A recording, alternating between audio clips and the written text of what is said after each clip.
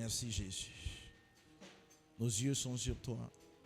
Merci Seigneur, parce que tu te lèves et tes ennemis se dispersent. Tu te ris d'eux. Du souffle de tes narines, tu les précipites. Et leur projet échoue. Parce que ton église est réveillée. Parce que l'épouse a pris ses responsabilités. Merci Père.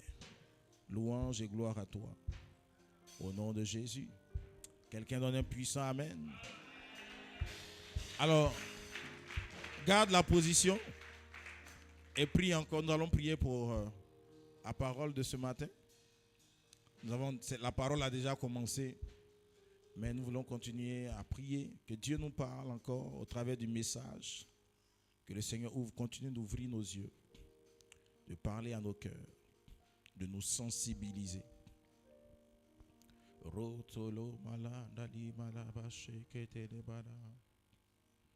Seigneur, nous voici. Yeshua, Malikoro Dabarache Kete de Bruce, Rabrado Lobache Kele Mandarados, Lindolo Bobos. Ton nom est Yeshua.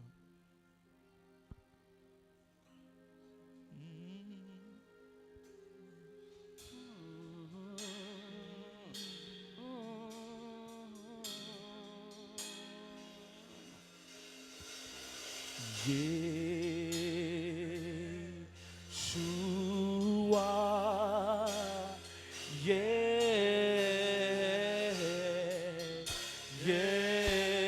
Yeshua, hey, Yeshua,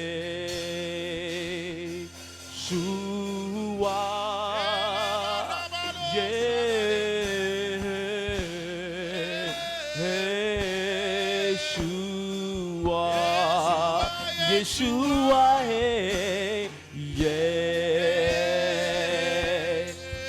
hey,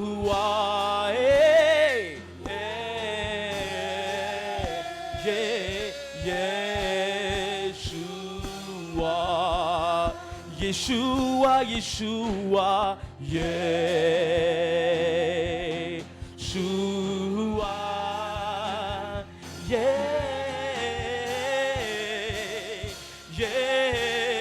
Yeshua, car t'as son âge, tu es le maître, tu es saint et digne de louange, saint et digne de louange, ô Alpha, Oméga, Oméga, Oméga, tu es, ton nom est Yeshua. Oh, t'as son âge, tu es le maître, tu es saint et digne de louange, saint et digne de louange, Alpha, Oméga, Oméga, tu règnes, ton nom est Yeshua, ton nom est les amos, c'est que les oh, t'as son âge, tu es le même, saint et digne de louange, oh Alpha, Oméga, tu règnes, ton nom est Yeshua.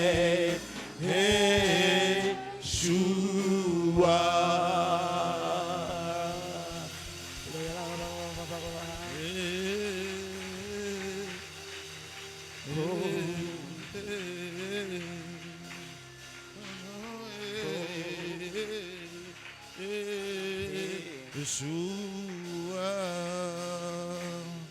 Merci Yeshua. à Mashiach, à la réponse de Dieu, la solution de Dieu. Oh, l'agneau de Dieu, le véritable. Nos yeux sont sur toi. Viens nous conduire, viens nous éclairer, viens nous parler. Yeshua. Amen. Pouvons nous rasseoir dans la présence de Dieu. Alléluia. Amen. Bénis encore ton voisin. Wow. Qui sent la présence de Dieu ce matin? Il y a une telle douce présence de Dieu. Alléluia. L'huile de Dieu est en train de couler dans ce lieu. En train d'arroser une vie. Amen. Je sens que ta vie est en train d'être arrosée. Et être distinguée. Amen. L'huile vient pour arroser et distinguer ta vie. Alléluia. On te choisira au milieu de plusieurs. Oh. Je dis qu'on te choisira au milieu de plusieurs. On te choisira. On te choisira. Pas parce que tu méritais, mais parce qu'il y a une huile sur ta vie. David ne méritait pas. Sinon, il allait être le premier que son père allait proposer. Il y avait 7 personnes qui méritaient plus que lui d'avoir la royauté. Mais personne parmi eux n'avait été choisi. Et lorsqu'il est arrivé, le Seigneur a dit à Samuel, c'est lui. On dira de toi, c'est lui. On dira de toi, c'est elle, c'est elle, c'est elle, c'est elle, c'est elle, c'est elle. C'est d'elle que je te parlais. C'est elle qu'on attendait. C'est lui, c'est lui, c'est lui. C'est lui. Le voici qui vient. Oh, tu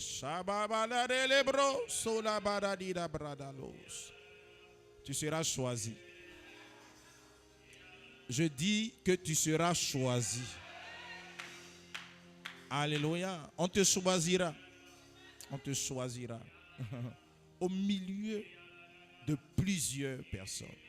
C'est toi qu'on va choisir. Yes. C'est toi. Ça ne dépend pas de d'où tu viens, de tes nombres d'années d'expérience, de tes qualifications, de toutes ces choses, de si tu connais quelqu'un dans le système. Ça ne dépendra pas de tout ça. C'est que justement, on viendra et quand on va te regarder, on va dire c'est toi. C'est toi et c'est tout. C'est de toi qu'on il dit c'est lui. C'est lui. C'est lui. Tout le monde allait se dire non. On sait que oh non, voici le prochain. Voici la prochaine. Mais le temps qu'ils se rendent compte, c'est toi. C'est toi. C'est toi. C'est toi qui seras assis sur ce fauteuil. C'est toi qui seras assis là. Ce ne sera pas quelqu'un d'autre. Ce ne sera pas quelqu'un d'autre. C'est de toi qu'il s'agira. C'est toi qu'on va nommer.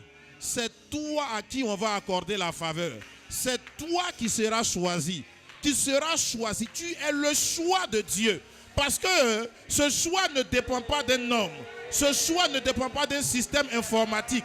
Ce choix ne dépend pas des compétences. Mais c'est le choix de Dieu. Tu es le choix de Dieu. Dieu t'a choisi. Dieu t'a présélectionné. Il t'a préparé. Il t'a choisi. Et il va t'élever. Il va t'élever au milieu de plusieurs. Au milieu de plusieurs. Tu es le choix de Dieu. Tu es le choix de Dieu. Les bros. Rakata la brabalo. Les brés, la rouge. Shabara, la di, la rabada. Les belles badados. Kabara de les bras, la rouge. On va te choisir. Oh. Léa s'est levée un matin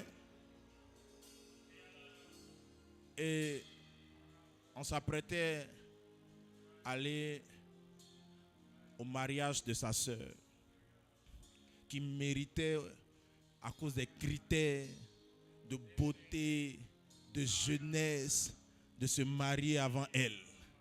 Mais avant la fin de la journée, C'est elle qui était au foyer. C'est elle qui était au foyer. C'est elle qui était au foyer. C'est pas elle qui avait été choisie, mais c'est elle qui est entrée dans le foyer. Parce que c'était elle le choix de Dieu. Parce que c'était elle que Dieu a validé. Je dis que c'est de toi qu'on va parler. C'est toi qui seras assis. C'est toi qui seras choisi. Personne d'autre ne sera choisi à ta place. Et j'ai dit, ce fauteuil rejettera quiconque voudra s'y asseoir, tant que tu ne vas pas t'asseoir sur ce lieu. La baratu machadalia. Baran de louche et les baradalia bada. Les sokoro bodoria bada. Malele Robro sede la radabra kotorolaria. Malolo sede la radia bada. Tu es le choix de Dieu. Il t'a choisi. Il fera avec toi des choses. Tu es son choix. Il t'a présélectionné. Il t'a connu d'avance. Il dit, avant que tu ne sois formé, je te connaissais. Et avant que tu ne sois dans le ventre de ta mère, je t'avais consacré. J'avais un projet personnel pour toi. Tu ne le connaissais pas. Tu ne le savais pas. Tu n'avais pas encore commencé à respirer. Mais mon projet pour toi existait. Oh. Les barados, sabale radi. Oh, shara la de le bra kotolo bara ila abaha. Yele baro seka la realia. Le radolo shababa baba baba. Malele loros. Lera lebra kata lebro shada. Lera bra kotoros ke le radia. Le lebrado kolose ke le rabra le babo shababa baba. Rele bradalo shababa baba.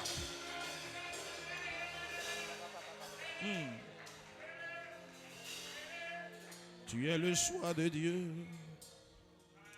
Tu es le choix de Dieu. Tu es le choix de Dieu. Tu es le choix de Dieu. Tu es le choix de Dieu. Tu es le choix de Dieu. Tu es la main de Dieu. Oh. Toi-même, tu ne te serais pas choisi. Toi-même, tu ne te sens pas appelé compétent.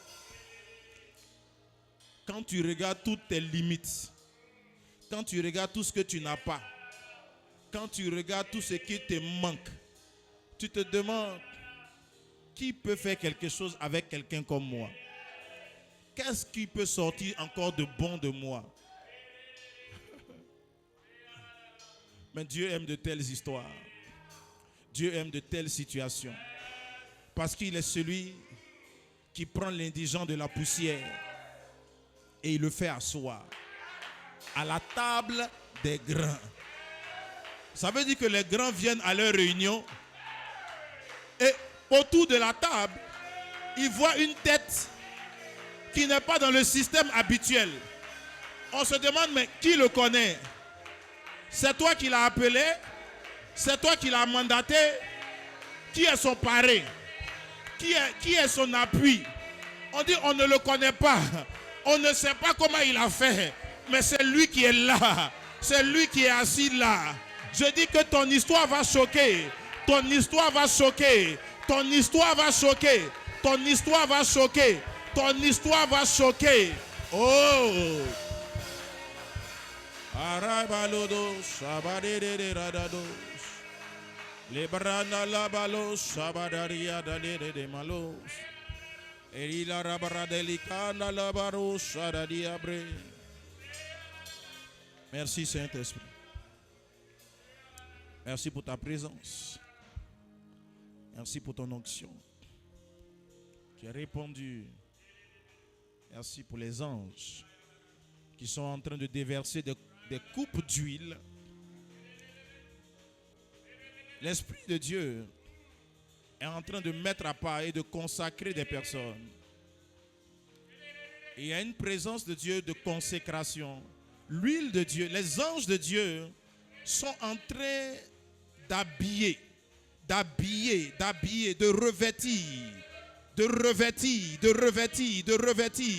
revêtir. Je vois les anges habiller certaines personnes, habiller en des tenues qui montrent la nouvelle étape de ta vie. Je vois des revêtements.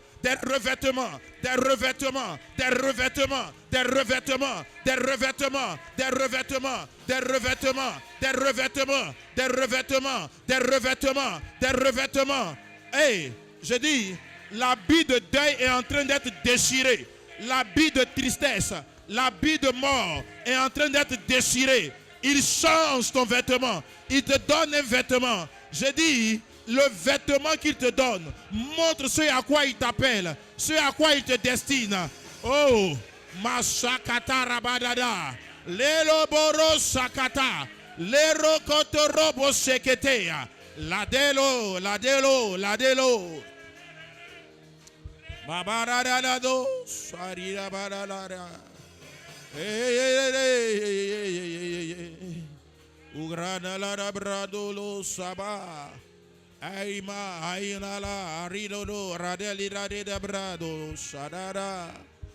Merci Saint-Esprit. Merci pour ces vêtements, ces revêtements. Tu n'es plus la même personne. À cause de ce revêtement, tu ne seras plus le même. Tu vas sentir la différence. Tu vas sentir la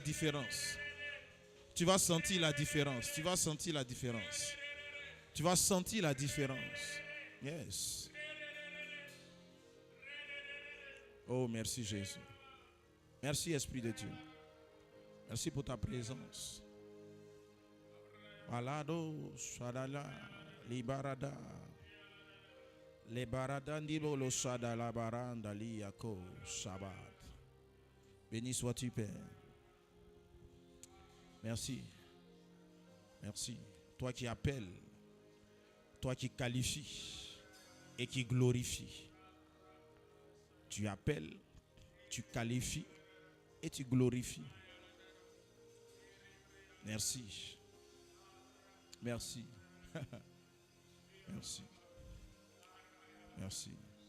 Merci Jésus. Louange à toi. Nous voulons te célébrer ce matin. Nous voulons acclamer ton nom, te dire merci Jésus. Merci.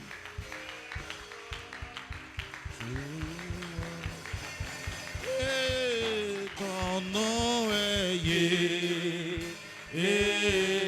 Yeshua. Ton nom est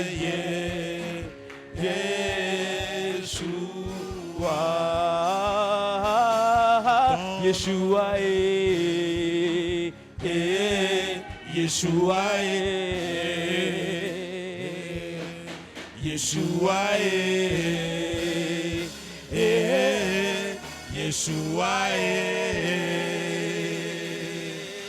Ah la la la la la. Alléluia. Amen. Nous te bénissons, Seigneur, et louange et gloire à toi au siècle des siècles. Quelqu'un donne un bon amen?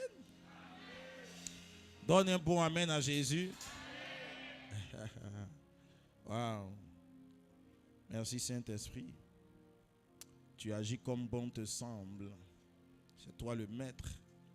Alléluia. Alors, depuis dimanche dernier, nous avons commencé donc une nouvelle série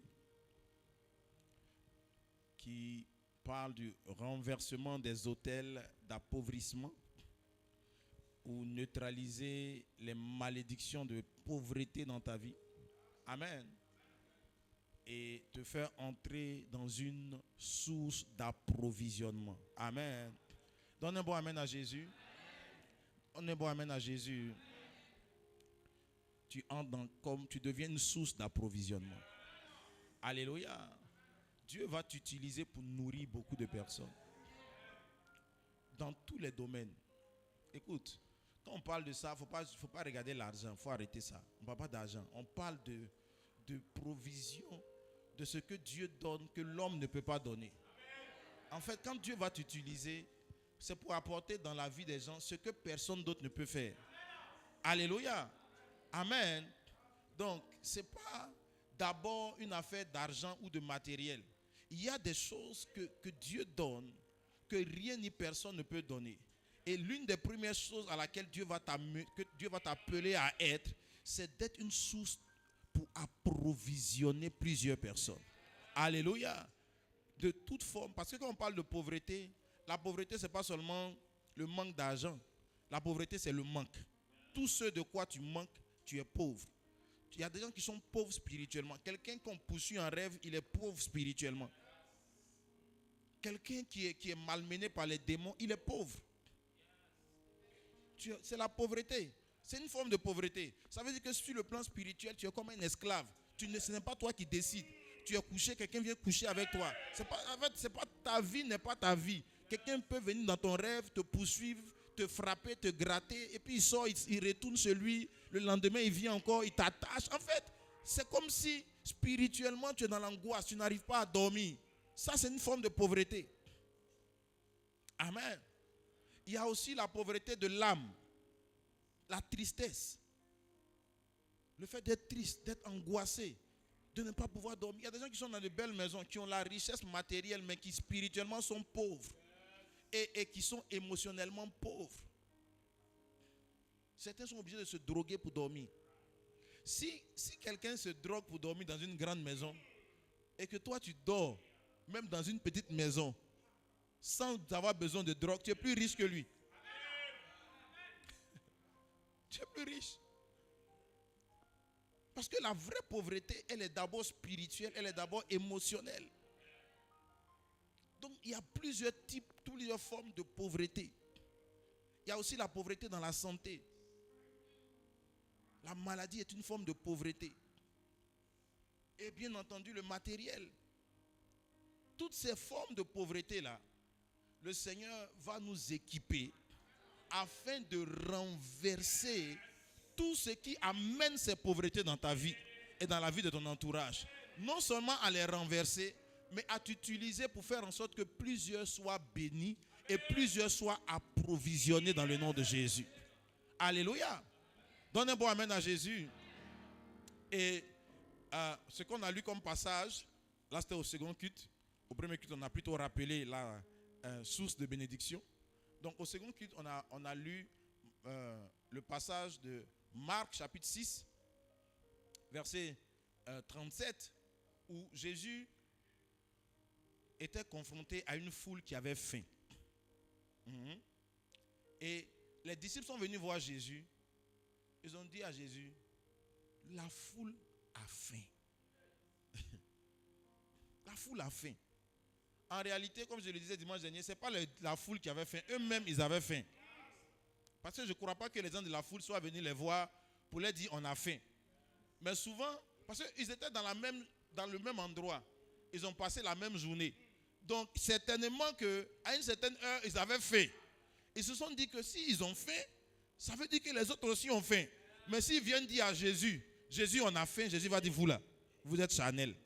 Donc, c'était plus spirituel de présenter la faim des autres que de présenter sa propre faim. C'est une bonne stratégie. C'est une bonne façon de prier. Ça veut dire que quand tu veux prier, il ne faut pas aller présenter pour toi, il faut présenter pour quelqu'un d'autre. Amen. C'est la stratégie que les disciples ont utilisée. C'est-à-dire qu'eux-mêmes, ils avaient faim. Ils ont passé la même journée. Et ils vont dire à Jésus, les gens ont faim. Maintenant, ils disent, les gens ont faim, il faut les renvoyer. Quand quelqu'un a faim, on lui donne à manger. Eux, ils disent, non, éloigne-les parce que ce qui est là, ça ne suffit pas pour tout le monde. Parce que certainement que les disciples, ils ont leur provision. Eux, ils savaient qu'ils allaient passer la journée là. Donc, ils ont quelque chose à manger. Mais la foule n'a rien. Et ils voulaient que Jésus éloigne la foule. Donc souvent tu es confronté à des situations autour de toi. Les gens ont des problèmes. Et tu as envie de dire à Jésus, pardon, il faut m'enlever dans ce quartier. Il y a trop de problèmes ici. Dans cette famille-là. Et si je pouvais naître dans une autre famille, il y a trop de problèmes ici. Il y a trop de difficultés ici. Faut t'occuper de Jésus. Moi, je n'ai pas le temps. Et Jésus va donner une réponse étrange. À des gens qui ont faim eux-mêmes, il va leur dire, donnez à manger à ces personnes. Alors qu'eux-mêmes, ils sont dans le besoin. Et ils sont dans le droit d'attendre une réponse de Dieu. Dieu va plutôt leur dire, vous-même là, vous êtes la solution à ce problème. Alors ce matin, je viens encore rappeler et réitérer à une personne que c'est toi la solution. Tu es celui que Dieu va choisir pour régler le problème. La solution, ils auraient aimé que la solution vienne d'ailleurs. Ils ont dit à Jésus, il n'y a pas d'argent. Il n'y a pas suffisamment d'argent. 1. Numéro 2, il n'y a pas de boutique ici. Il n'y a pas de supermarché. Il n'y a pas de boulangerie. Donc quand on regarde là, il n'y a rien qu'on peut faire ici. Rien ne peut sortir d'ici. Rien ne peut se passer d'ici, ici. Jésus dit, il y a une possibilité. Il y a une possibilité. Pour que tu deviennes une source d'approvisionnement, il faut que tu commences à voir qu'il y a quelque chose. Il y a une possibilité que Dieu t'utilise pour apporter la solution. Dis à ton voisin, Dieu va t'utiliser. Amen. Alors que toi-même tu as faim. Vous savez, la plupart du temps, on se dit, il faut que moi-même, Dieu n'a qu'à faire pour moi d'abord. Quand il va faire, comme ça. La plupart du temps, ce qui fait que même beaucoup de chrétiens n'évangélisent pas, se disent, mais moi-même là, je n'ai rien encore vu. Dieu n'a pas encore fait pour moi. Moi-même, je suis malade. Il n'a qu'à me guérir. Comme ça, quand j'allais rendre témoignage pour dire que Jésus guérit, les gens vont dire, Dieu dit que voici la preuve. En fait, c'est la mauvaise façon de comprendre Dieu. Il n'attend pas que ton problème soit réglé avant de t'utiliser pour régler les problèmes des autres. Et à la fin de l'histoire, les disciples sont rentrés chez eux avec 12 paniers. Ils ont commencé par accepter qu'ils pouvaient nourrir les autres. Et au moment de se rendre compte, eux-mêmes, ils ont été chargés de nourriture. Mais au début de l'histoire, ils n'avaient rien. Et les gens qui devaient aider n'avaient rien. Mais quand ils ont accepté qu'ils pouvaient être utilisés, à la fin, eux, ils ont été comblés. Donc, ça ne commence pas par toi toujours. Souvent, ça commence par accepter que Dieu peut le faire au travers de toi. Est-ce que quelqu'un est là? Tu es là ou bien... Alléluia. Dis à ton voisin que Dieu va t'utiliser. Il faut accepter que Dieu peut te... En fait, il ne faut pas dire... Ah, donc, tu vois, quand tu te promènes, les gens sont mal habillés. Tu es découragé. Dieu dit, habille-les toi-même. Maintenant, toi, tu regardes, tu n'as même pas de valise. Hein? Tu as ton petit baluchon, il y a 3 habits dedans. Et Dieu te dit, habille-les toi-même. Dieu dit, soigne-les toi-même. Pourtant, toi-même, tu es malade. Toi-même, tu es dans la galère. Et puis Dieu dit, aide-les, soutiens ces gens financièrement. Ça veut dire que chaque manque dans ta vie te donne une idée de ce à quoi Dieu veut que tu répondes comme appel. Si tu manques d'argent, ça veut dire que Dieu veut t'utiliser pour soutenir les gens dans l'argent. Alléluia. C'est parce que les disciples eux-mêmes ont eu faim qu'ils sont venus bien prier. Alléluia. Tu sais, quand tu as l'argent, tu penses pas que tu ne sais même pas que les autres n'ont pas l'argent. Hein. Est-ce que vous savez ça? Quand tu as l'argent, tu ne sais pas qu'il y a des gens qui n'ont pas l'argent. Quand tu manges 3 repas par jour, tu ne sais pas qu'il y a des gens qui ne mangent pas ça. Tu ne sais pas. Quand tu as grandi dans une famille, vous avez toujours mangé 3 repas. C'est le chauffeur qui peut-être te déposer à l'école. En vacances, tu vas en France, tu reviens. Si un jour quelqu'un te dit j'ai faim, que je n'ai pas mangé depuis 2 jours, tu vas te demander si c'est réel. C'est quelque chose qui va te paraître étrange. On a connu une dame à l'église.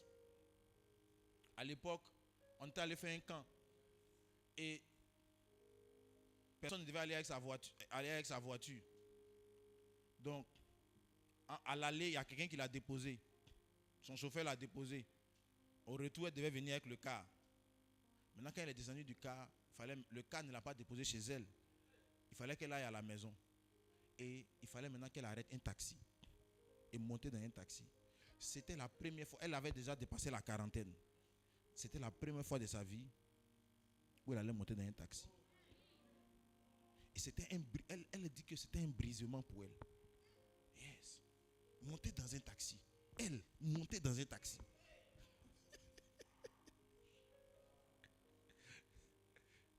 Monter dans un taxi, c'était une humiliation. Yes. Et elle est venue rendre témoignage pour dire que c'est ce jour-là qu'elle a compris que vraiment, Jésus l'a vraiment transformé. Yeah. Yeah. Yes. Monter dans un taxi. Alors que monter dans un taxi pour nous à cette époque, c'était un signe d'être debout.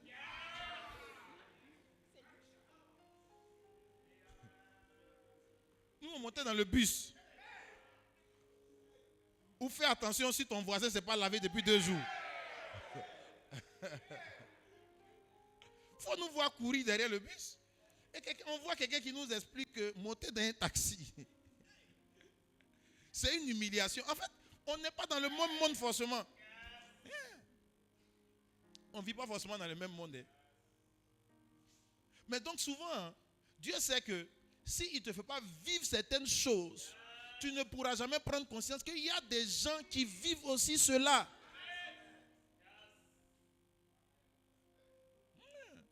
Quand ton mari est doux, il est gentil, il te donne les câlins. Quand une femme te dit mon mari est bizarre, tu te demandes mais c'est la même là. Elle doit être sorcière. Sinon les hommes sont bien. Ils sont bien. Quand ton mari a la tête de Nabal et qu'il est animé d'un esprit nabalistique, tu sais que une femme qui peut rire dans le mariage, c'est une grande bénédiction. Donc tu comprends qu'il y a une souffrance dans le foyer.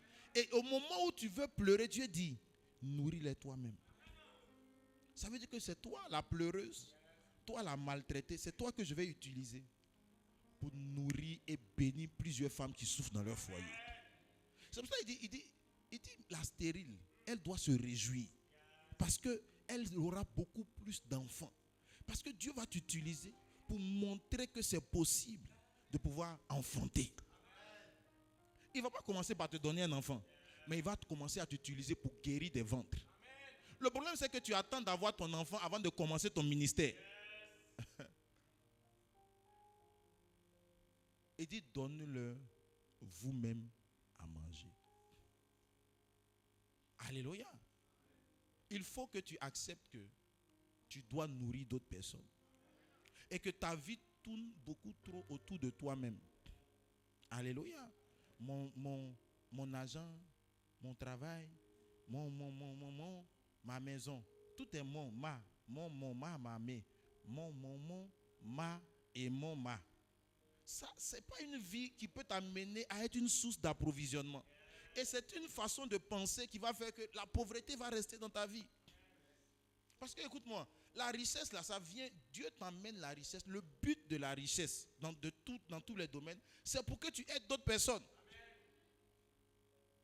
Alléluia. Sinon, toi seul, tu dors sur combien de lits? Même quand tu dors sur un lit de 3 places, soyons sérieux, tu ne dors pas sur les 3 places. En réalité, un lit d'une place te suffit largement. Oui ou non? Même quand tu mets 4 oreillers dans ton lit, c'est un seul que tu vas mettre sous ta tête. Tu manges avec une seule cuillère, une seule fourchette.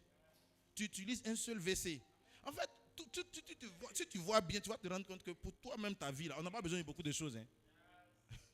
Tu peux te défendre avec 3 pantalons pour les 12 prochains mois.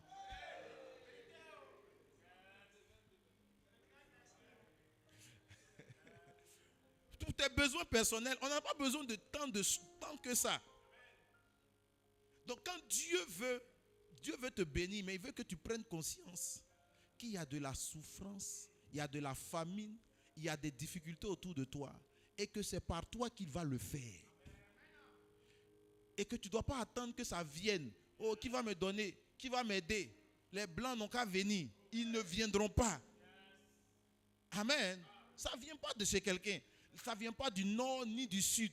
Il dit que c'est toi qui vas leur donner à manger. Dieu appelle Élie, il dit, va, je t'envoie sur une femme, une veuve, dans une période de famine.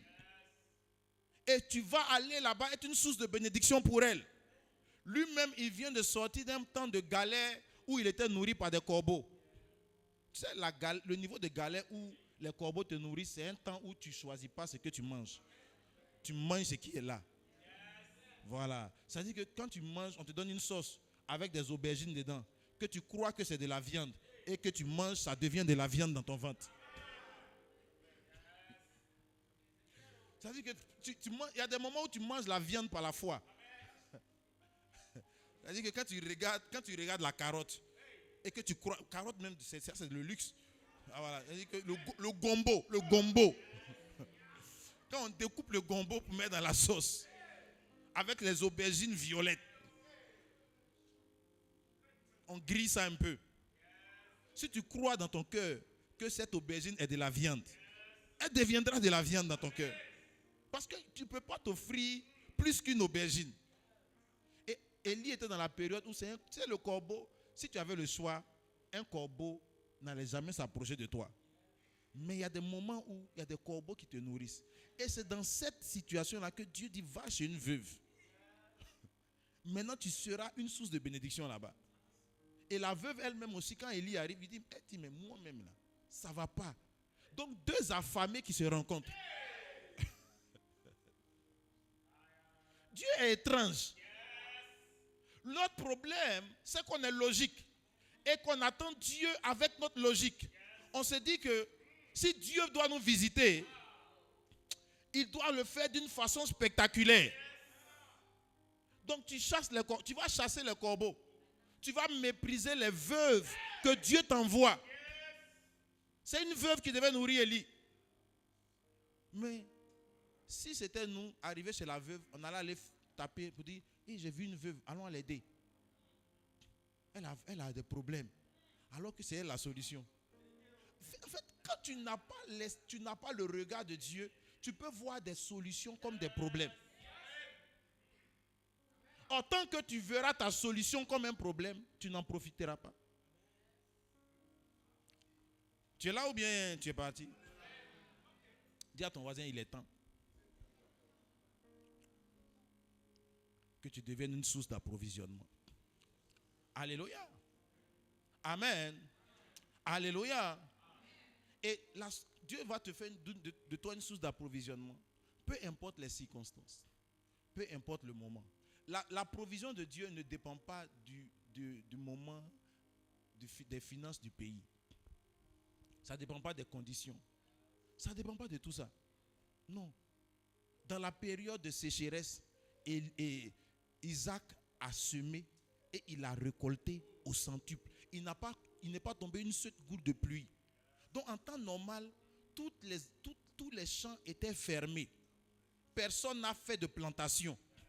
Mais il s'est trouvé qu'il y a un homme dans cette situation-là qui allait planter. Parce que Dieu lui a dit que c'est possible. Que même s'il ne pleut pas, que si la pluie ne tombe pas du ciel, elle peut sortir d'en bas sans que personne ne voie pour arroser les plantes. Dieu a un autre moyen d'arroser la terre qu'il n'a pas révélé à tous les êtres humains. Il dit plante. Isaac sema dans ce pays. Et ce qu'il a planté a récolté 100 fois plus que la normale. Ça veut dire ton pays peut être en guerre. Ça n'empêche pas Dieu de te faire de toi une source d'approvisionnement. Alléluia. Amen. Quand il y a eu la guerre en Côte d'Ivoire,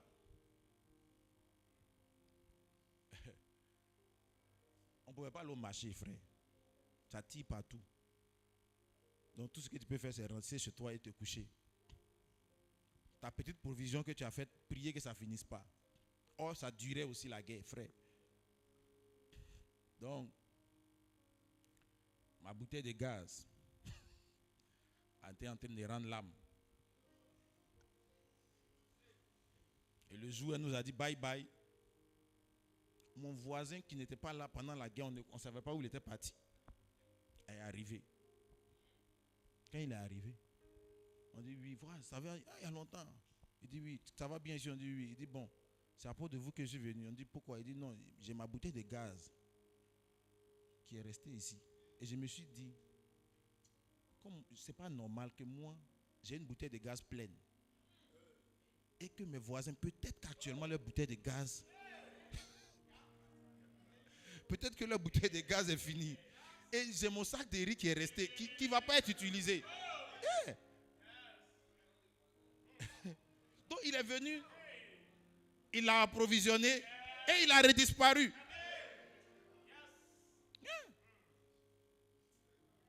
On n'est pas allé au marché, on n'est pas allé quelque part. La provision est arrivée à la maison.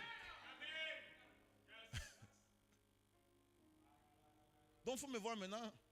J'étais capable de nourrir d'autres personnes dans mon immeuble. On pouvait venir chauffer un peu d'eau chez moi, préparer un peu de riz chez moi. Tout était venu. Et puis, dans cette période-là, à mon mariage, les gens m'avaient fait un cadeau qui m'avait énervé. Un réchaud électrique. Comme si on faisait un cadeau à un étudiant. J'ai dit, mais je ne suis plus étudiant. Ça, c'est quand on est étudiant qu'on a besoin de ce genre de cadeau. J'ai jeté ça quelque part dans mon placard.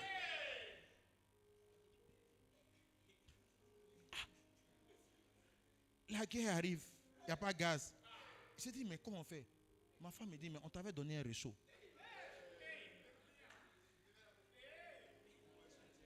Hey!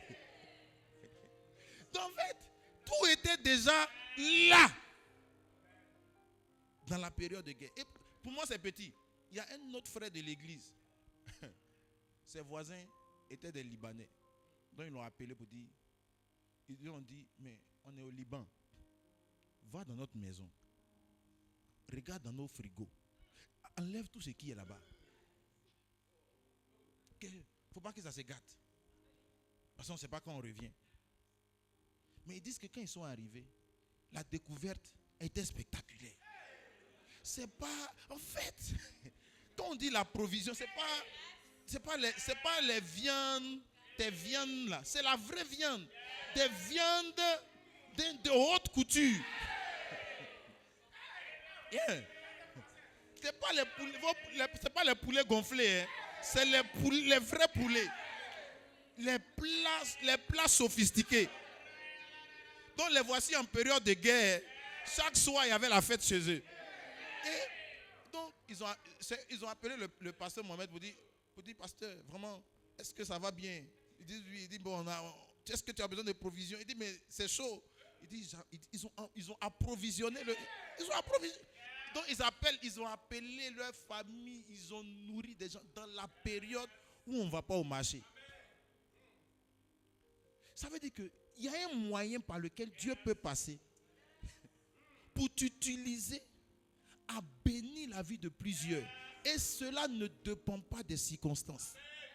Qu'il pleuve, qu'il y ait la crise, qu'il n'y ait pas la crise. Tu penses qu'il y a la crise au ciel? Tu penses que quand il ne pleut pas sur la terre, il ne pleut pas au ciel? Tu penses que quand les banques sont fermées sur la terre, les banques sont fermées au ciel?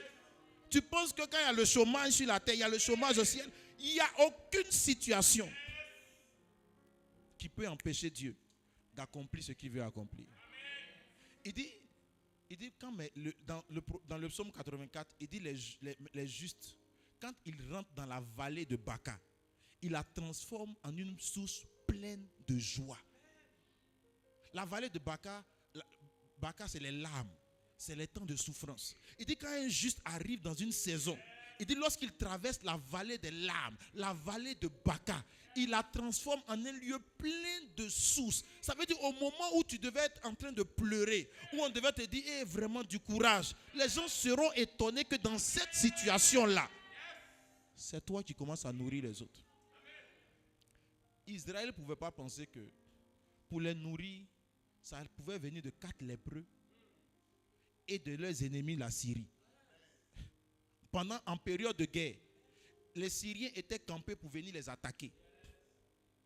Et Dieu voulait les nourrir. Et Dieu n'est pas allé prendre ça ailleurs que chez leurs ennemis. Et les moyens par lesquels Dieu a pris, c'est par 4 lépreux.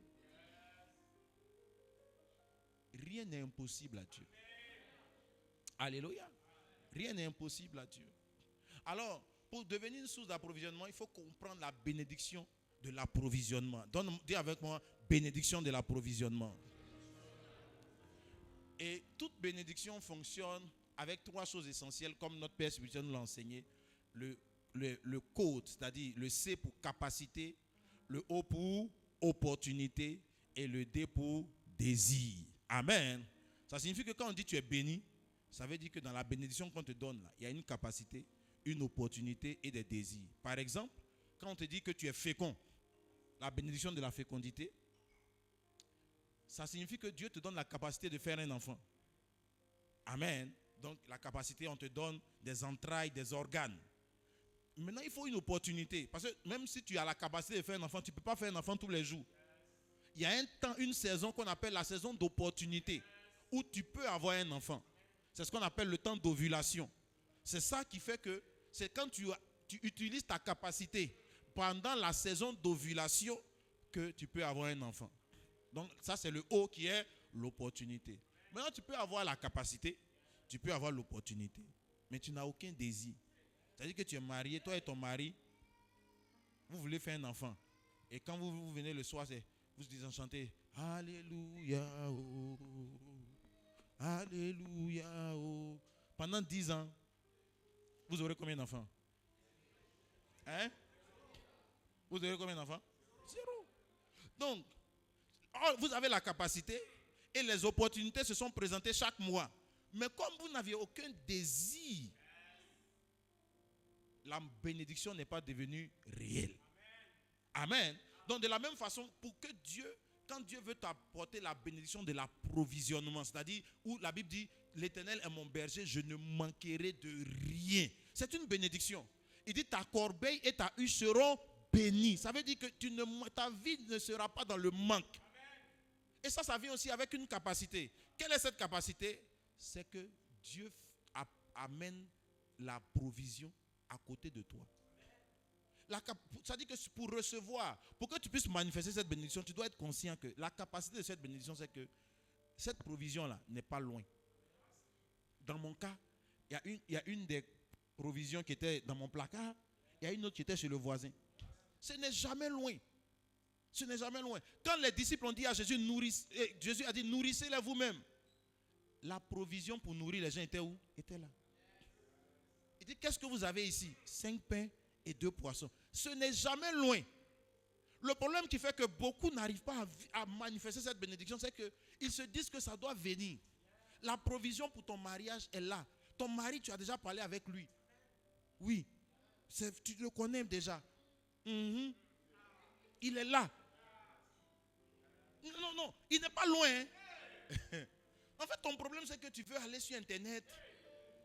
En fait, tu rêves trop. Tu es un rêveur ou une rêveuse. Il est là. Quand Dieu veut te combler, la provision est là. Elle est là. Tu vas voir. C'est parce que tu n'as pas encore vu. Quand Agar pleurait au désert avec son fils, pour dire à Dieu, on va mourir. Et que la Bible dit que Dieu a entendu les pleurs de Ismaël. Il a envoyé son ange. Et quand l'ange a parlé avec Agar, il lui a dit, il a prié pour elle. Et on dit l'ange lui ouvrit les yeux. Et elle vit le puits qui était là. Ça veut dire que au moment où elle pleurait, il y avait un puits. Le puits, on n'est pas allé creuser un autre puits. Au moment où elle pleurait là, il y avait un puits à côté. C'est elle qui ne voyait pas. Donc l'une des premières choses pour lesquelles tu dois prier ce matin, c'est de dire au Seigneur, ouvre mes yeux pour que je voie mes 5 pains et mes 2 poissons, pour que je voie mon puits, pour que je puisse voir la farine et l'huile. La veuve qui a dit à Élisée, mes enfants seront amenés esclaves. Élisée a dit, qu'est-ce que tu as chez toi? Elle a dit, je n'ai rien, sinon un vase d'huile. Donc beaucoup d'entre nous ne manifestent pas cette bénédiction parce qu'ils méprisent ce que Dieu a emporté. Ça est là. Dis à ton voisin, ça est chez toi. ce qu'il faut pour que tu deviennes une source d'approvisionnement, là, ça est déjà dans ta main. Peut-être que c'est ta voix qui sait chanter. C'est ça que Dieu t'a donné. C'est avec ça que tu vas devenir une source d'approvisionnement. Peut-être que tu sais cuisiner. Mais en fait, quand tu regardes ta vie, tu es dans la haute galère. Une galère certifiée et reconnue. Mais tu attends que quelqu'un va venir taper à ta porte un matin pour te dire: oh ma fille, j'ai eu un songe et Dieu m'a parlé. Tiens 1 million. Ça là, c'est pas ça. Dieu ne fait pas les choses comme ça. Si Dieu veut te sortir de la galère, tu dois pouvoir répondre à la question: qu'est-ce que tu as? Qu'est-ce que tu as chez toi? À moins que tu n'aies une réponse à cette question, ta galère continue. Élisée a demandé à la femme: qu'est-ce que tu as chez toi? Si elle a dit rien, Élisée regardait. Si elle disait rien, il va dire: je peux rien aussi. Parce que rien en mathématiques, c'est égal à quoi? Rien égale à quoi? 0. Or, Dieu vient pour multiplier. Or, donc, on va poser une équation mathématique. Dieu veut te bénir. Tu n'as rien. Rien égale à quoi? Okay. Donc, Dieu maintenant veut multiplier ton rien. 0 multiplié par 1. 0 multiplié par 2. Bon, 0 multiplié par 10. Ah, les gars, vous êtes méchants, hein? Bon, 0 multiplié par 100. Bon, 0 multiplié par 1000.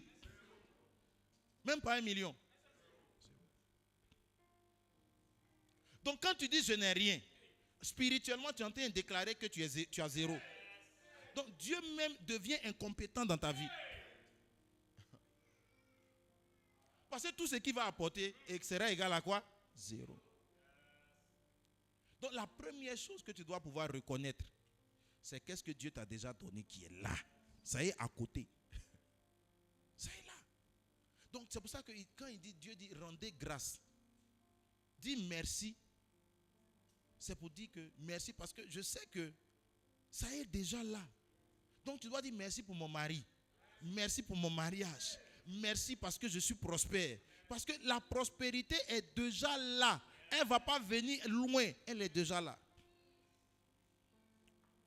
Que Dieu ouvre tes yeux ce matin. Afin que tu reconnaisses ce que Dieu t'a apporté. Et l'opportunité, Dieu incline le cœur d'une personne. Dieu peut utiliser diverses choses pour amener cette provision à toi. Dans mon cas, ça a été le voisin. Dans le cas des frères, c'est leur voisin qui était au Liban. Amen.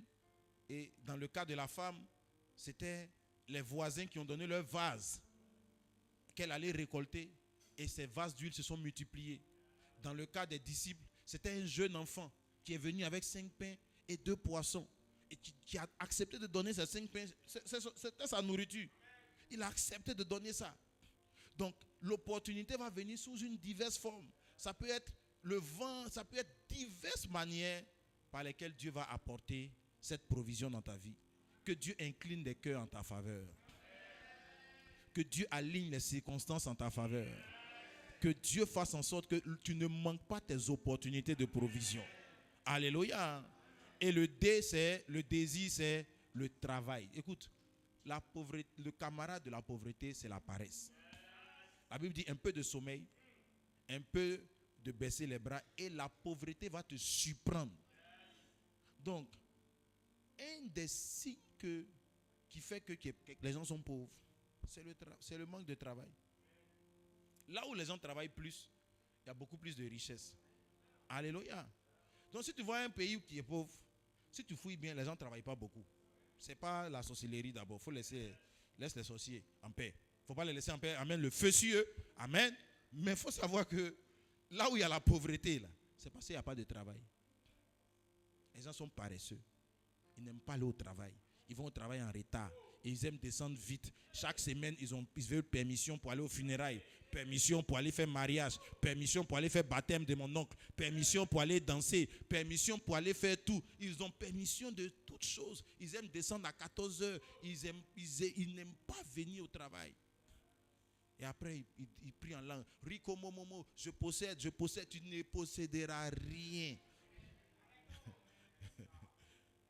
Parce que le manque de travail amène la pauvreté. Donc le désir pour faire en sorte que tu deviennes une source de provision, c'est que tu dois aimer travailler. Être diligent, courageux. Alléluia. Et le second désir, c'est la libéralité. Ça veut dire que tu dois aimer donner.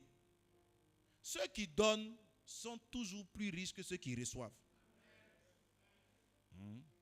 La Bible dit, la main qui reçoit est tributaire de la main qui donne.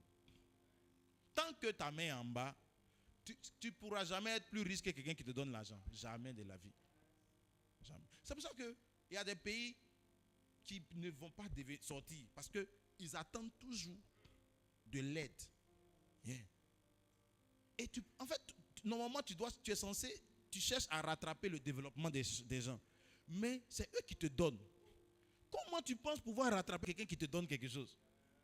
C'est pas possible. C'est pas possible. L'aide au développement a créé le sous-développement.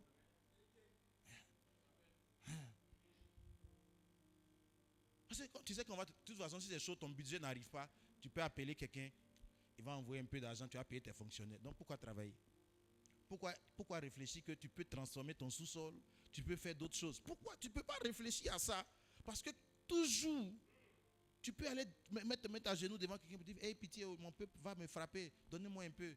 Donnez-moi un peu. On dit, donc, tiens, petit, tiens, c'est une aide, c'est un don. 2 semaines après, on dit, bon, on t'avait un don, mais ce n'était pas un don, c'était un crédit, tu vois.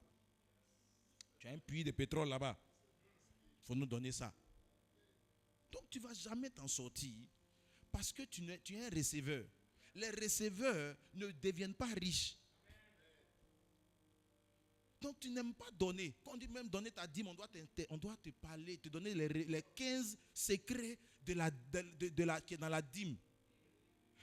Les 14 révélations de l'offrande. Si tu n'aimes pas donner l'offrande, la richesse de toi, vous n'allez pas vous rencontrer. Non. Il n'y a pas un carrefour où ceux qui n'aiment pas donner se rencontrent avec la richesse. Ça n'existe pas. Ça n'existe pas.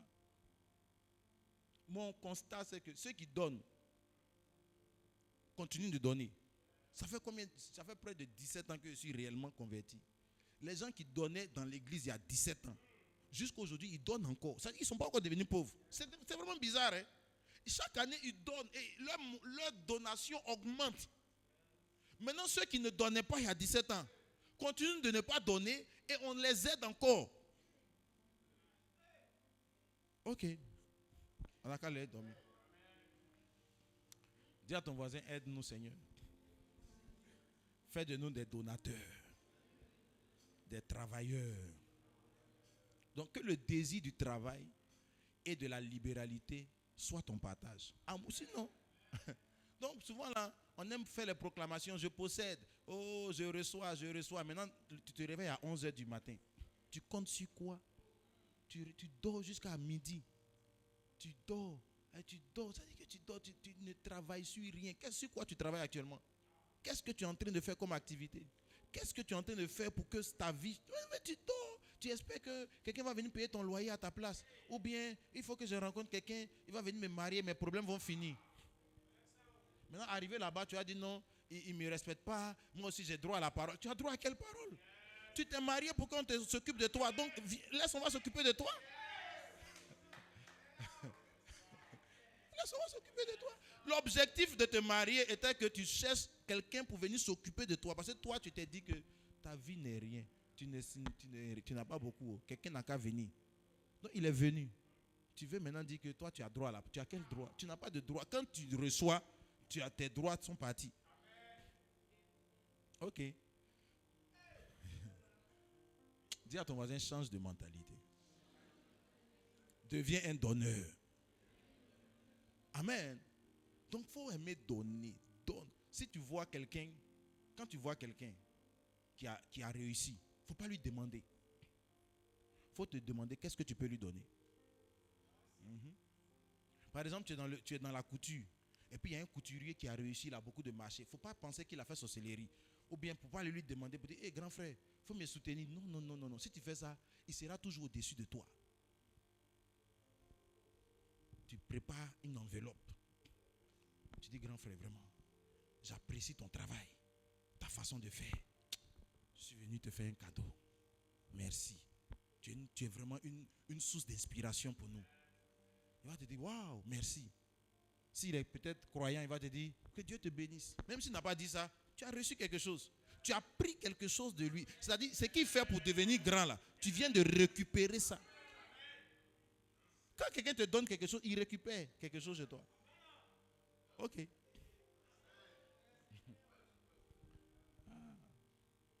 Amen. Quand tu vois quelqu'un qui est en haut, ça, tu vas te rendre compte qu'il a sémé et donné dans la vie de ceux qui étaient en haut avant lui. Maintenant, quand tu vois quelqu'un qui est en bas, il est toujours en train de chercher que les gens sont allés se laver au Nigeria, ils sont allés se laver au Bénin, ils sont allés se laver en Haïti, et qu'ils sont dans la loge des mécaniciens, dans la loge de ceci. Donc pour lui, là, quelqu'un, en fait, au lieu de chercher à s'approcher et à semer et se connecter à la source de la richesse, c'est un gars, lui, il ne donne jamais. Il veut qu'on lui donne. Et si le grand frère là pouvait se rappeler de moi. Et si le tonton là, il pouvait. Donc, quand quelqu'un arrive, il a une voiture en même temps, il devient son pote. Il devient son pote dans l'église. Il est toujours tout. Voilà, celui-là, quand même, là. Il va nous sortir de la galère dans cette église. Alléluia, alléluia. Tu sais que dès que tu fais ça là, tu n'es plus son camarade. Ce que les riches détestent là. Tu sais que tu connais le totem des riches, c'est de leur demander l'argent. Le jour où tu demandes l'argent à quelqu'un qui a l'argent, il t'a barré en même temps. Quand il te donne là, il faut savoir que il t'a donné et pour te dire au revoir. Il te compte parmi les gens. Parce que lui, il sait comment on fait pour avoir l'argent. Ça ne se gagne pas en faisant ça. Ça se gagne en faisant ça. En donnant et en travaillant. Que Dieu te bénisse dans le nom de Jésus. Amen.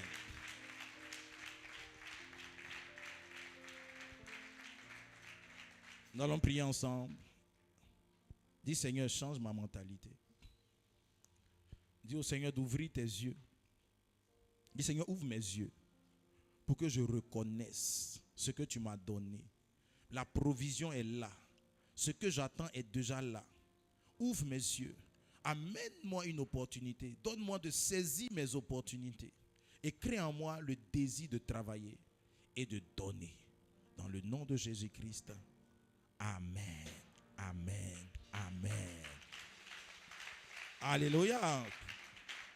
Alors, sans plus tarder, nous voulons apporter au Seigneur nos dîmes et nos offrandes. Alors, si quelqu'un a apporté sa dîme, aujourd'hui, c'est le premier dimanche du mois. C'est un jour très saint. Amen. C'est un bon jour pour apporter sa dîme dans la maison de Dieu. Alléluia.